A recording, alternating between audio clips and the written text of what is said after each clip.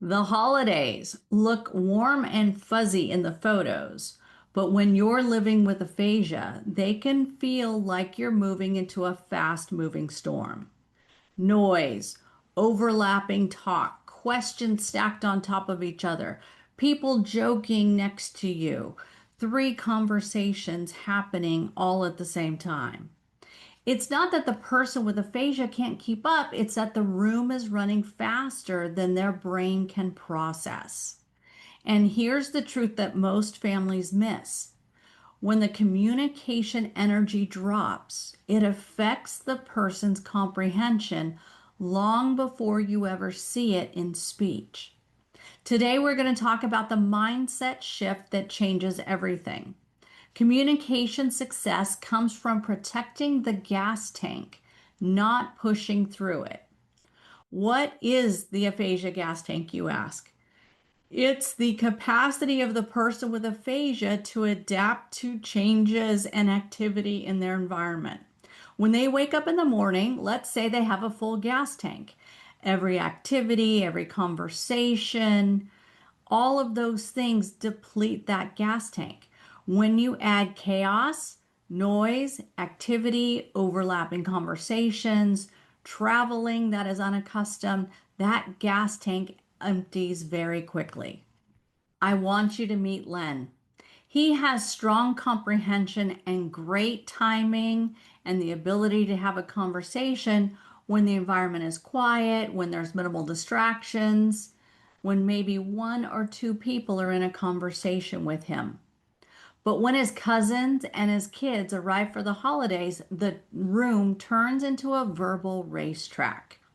Music, laughter, the football game on in the background, fast talk, jokes piled on jokes, kids running around. Last year, Len told me that the holidays were like a movie he used to be in, but now it's on fast forward. This year, we built a plan that lets him stay connected without getting drained. Now, I want you to hold on to Len's story because I'm going to show you how the gas tank mindset changed everything for him. Let's go through three. Pillar one, let's understand what drains the gas tank.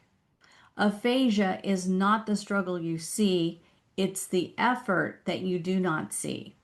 The brain is working overtime to listen, filter, decode, respond. And in busy rooms, that energy drops fast. Here is what drains the tank in 60 seconds or less. Too many voices at once. Topic switching every few seconds. Fast talkers who mean well but never stop to take a breath. Background noise, TV, music, the clanging of pots and pans in conversation in the kitchen. And the moment that tank hits empty, comprehension drops, speech slows, and the person pulls in. They withdraw. And it's not because they're bored, it's because their brain ran out of fuel. Once Len understood this, he stopped blaming himself and started protecting his energy instead. Pillar two, we want to build predictability before the holiday day arrives. Most holiday conversations fall apart for the person with aphasia because everything is happening too fast. Len and Denise built predictability the week before their visit. Together, they made a family cheat sheet. Pictures, names, what the people have been up to, and a few likely conversation topics. Then each night after dinner, they looked through it together. They talked about it. They picked two or three conversation starters and then practiced them. Jeff, how's the new job going? Sally, show me a picture of your new puppy. And what this did for Len was primed the pump. It made it so he wasn't having to dig around in his memory and pull his thoughts and words together at the moment. Practicing allowed him to be much more ready. Work on simple, familiar openings. This is not rehearsing a script. This is giving your brain a familiar starting point so it does not have to work from scratch in a loud room.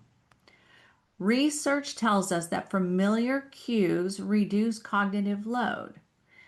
In real life, that just means predictability protects connection.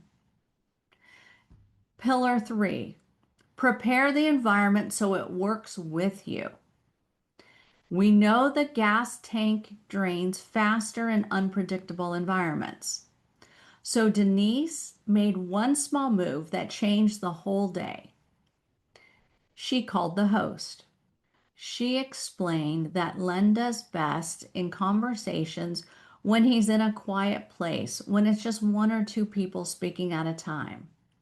Then she asked what was the anticipated schedule for the day. When were they going to eat? When was dessert? Are they watching the game? Are they playing games? Because when people arrive, things get loud. And it especially gets chaotic when dinner happens. Everybody's talking, passing food, the additional noise of silverware hitting the plates. And then she asked where would be a good place that Len could step away when he needed a short reset. Just knowing what the anticipated schedule was for the day, the timing of the meals, Len could then show up with confidence instead of guessing. And this was not about controlling the event. This was honoring his communication needs so that he could be included and stay with the conversation and the connection longer. Denise's 5-minute call saved hours of stress because the environment met Len where he was. So I want to ask you, did you know about this aphasia gas tank? If this information is helping you, we would greatly appreciate if you would like this episode and subscribe to the channel. It allows other families living with aphasia to find these strategies. And tell me in the comments, what is the loudest room in your holiday at Thanksgiving? For Len and Denise, and for any of us, even with the plan, real life is going to test you.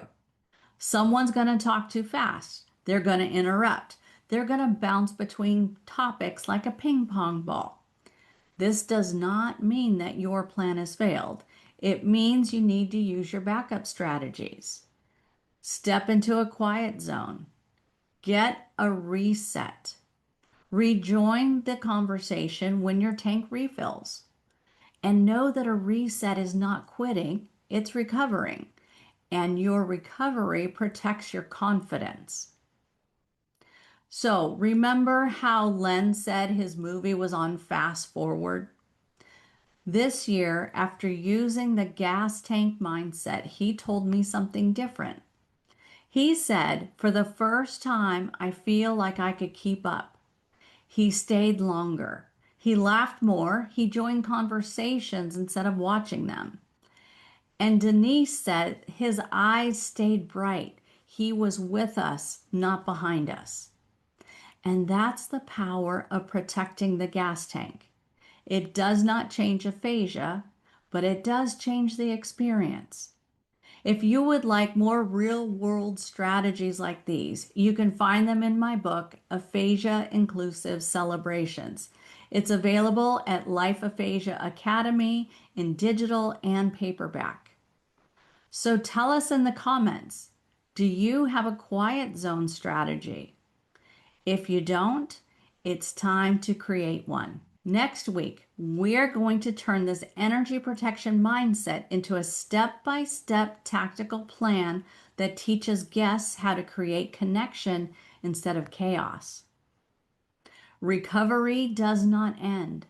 Rebuild communication, rebuild connection, rebuild life.